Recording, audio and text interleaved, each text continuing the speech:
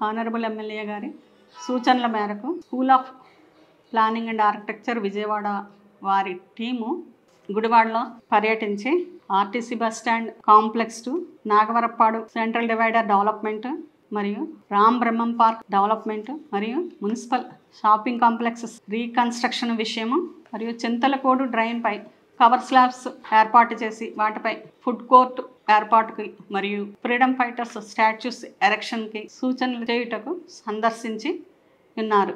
వారి సూచనల మేరకు ప్రతిపాదనలు గవర్నమెంట్ వారికి పంపించి నిధులు మేరకు గుడివాడను డెవలప్మెంట్ చేయటం జరిగింది. ఈరోజు ఉదయం మన గుడివాడ పురపాలక సంఘకు director of school and planning and architecture వారు విజయవాడ వారు మన గుడివాడ పురపాలక సంఘంకు విచ్చేసి వివిధ ప్రాంతములను సందర్శించి టౌన్ యొక్క సుందరీకరణ మరియు గ్రీనరీ నిమిత్తం మన నాగవరపాడు వంతున మున్సిపల్ లిమిట్స్ నుండి బస్టాండ్ కాంప్లెక్స్ వరకు సెంట్రల్ డివైడర్ ఏ రకంగా అభివృద్ధి చేసి ఏ రకంగా సుందరీకరణ చేయడానికి వారి ప్రతిపాదనలు వారి సూచనలు ఇమ్మని చెప్పి ఆనరబుల్ ఎమ్మెల్యే గారు కోరారు. వారి కోరిక మేరకు వాళ్ళంతా సర్వే చేయడానికి ఇక్కడికి రావటం జరిగింది. తర్వాత మన టౌన్ ఎన్టీఆర్ స్టేడియం దగ్గర ఉన్న రామ్ బ్రహ్మం పార్క్ని, తర్వాత మన మున్సిపల్ కాంప్లెక్స్లు 3 సందర్శించడం జరిగింది.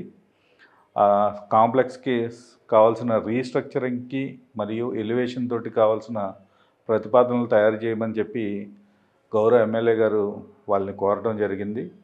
మరియు మనకి ఏంటంటే మున్సిపల్ ఆఫీస్ దగ్గర ఉన్న చింతలకోడుని కవర్ స్లాబ్స్ తోటి కవర్ చేసి దాని యొక్క సుందరీకరణ అంటే food court, street vending stalls మరియు ఫ్రీడమ్ ఫైటర్స్ స్టాట్యూ ఎరెక్షన్ కోసం ప్రతిపాదనలు తయారు చేయమన్నారు.